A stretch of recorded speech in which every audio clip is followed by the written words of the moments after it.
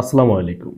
India দাদাবাবুদের দুই চারটা কথা বলবো, তার আগে ভিডিওটা একটু দেখেন। বাংলাদেশের পাচারকারীদের ধরতে গিয়ে হামলার মুখে পড়ল বিএসএফ, আর তারপর যা হলো তা দেখলে আপনাদেরও গা শিউরে উঠবে। ইন্ডিয়ার দাদাবাবুরা গুজবের দিক দিয়ে পৃথিবীতে এক নম্বরে আছে। যে যত প্রকার মিথ্যা কথা গুজব ইন্ডিয়ানরাই ছড়ায় বেশি, এটা কিন্তু ওয়ার্ল্ড রেকর্ড করছে। দেখেন, এত মিথ্যা কথা কিভাবে বলে। হুম এরা তো মিথ্যাটাকে শিল্পের পর্যায়ে নিয়ে গেছে। মানুষ মিথ্যা কথা বললে ফেসের ভিতর একটা ছাপ আসে যে সে মিথ্যা কথা বলতেছে, কিন্তু এরা মিথ্যা কথা বললে মিথ্যা কথা তাদের ফেসে কোনো মিথ্যার ছাপ আসে না। দেখছেন, শেখ হাসিনা আওয়ামী লীগ কিন্তু এই কাজটা করতো। তারা মিথ্যা কথা বললে তাদের ফেসে কোনো মনে করেন এই মিথ্যা বলার ছাপ আসতো না। এরা মিথ্যাটাকে শিল্পের পর্যায়ে নিয়ে গেছিল। তো ইন্ডিয়ার দাদাবাবুরা যারা আছে, এরা মিথ্যাটাকে শিল্পের পর্যায়ে নিয়ে গেছে। গুজব কত প্রকার কি কি যদি দেখতে চান, তাহলে পশ্চিমবঙ্গের কিছু টিভি চ্যানেল আছে, এই টিভি চ্যানেলগুলো দেখেন।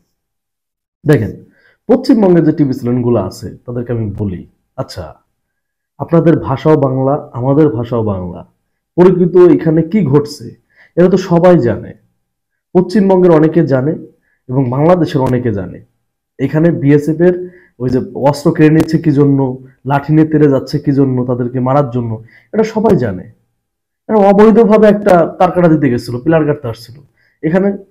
মানে বিজেপির সাথে বাংলাদেশের সাধারণ জনগণ চলে আসছে। এটা তো বাংলাদেশে, এটা বুঝতে হবে। এটা তো ইন্ডিয়া না। এরা তো পুঁটি মাছের মানে কলিজা নিয়ে পৃথিবীতে আসে নাই বাঙালিরা, এটা মাথায় রাখতে হবে। বাঙালিরা তিনবার স্বাধীনতা অর্জন করছে, একবার 47-এ, 71-এ, 24-এ। বাঙালিরা তো মনে করেন যে মরার ভয় করে না। দেখেন নাই নিরস্ত্র বাঙালি কিভাবে চলে গেছে বিএসএফ এর কাছে, গুলি গুলি কিউ মারা বলতেছে। এটাতেই হচ্ছে মূলত ইন্ডিয়া দাদাবাবুদের জ্বলতেছে। কিরে, বাংলাদেশিদের এত সাহস! এখন কি বলতেছে যে এরা হলো পাচারকারী। এরা পাচারকারীকে মানে ধরতে গেছে, এই জন্য তাদের উপর তেড়ে আইছে। লজ্জা লাগে না এই নিউজ গুলা দিতে? তোরা কি গাদা গরু এখানে রাখছিস?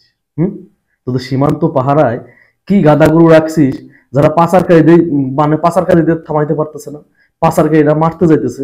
হ্যাঁ, এত পুঁটি মাছের কলিজা বিএসএফ দিছিস কেন এখানে? সীমান্ত পাহারা দিতে দিছিস। হুম মানে এই যে পিলার গাড়া নিয়ে ঝামেলা হয়েছে, এটা বললেও একটু মানানসই ছিল, কিন্তু পাচারকারীর কথা বলছে। যে ইন্ডিয়া একটা পাখি গেলেও গুলি করে মেরে ফেলে, যে ইন্ডিয়া একজন বাঙালি গেলে তাকে গুলি করে মারে, সে কিনা পাচারকারীর সাথে পাচারকারীরা তাকে বিএসএফ এর সদস্যদের মারতেছে। এটা হাস্যকর না? বলেন, এটা হাস্যকর না? এটা তো ইন্ডিয়ার জন্য লজ্জার যে তাদের বর্ডার পাচারকারী রোধ করতে পারতেছে না।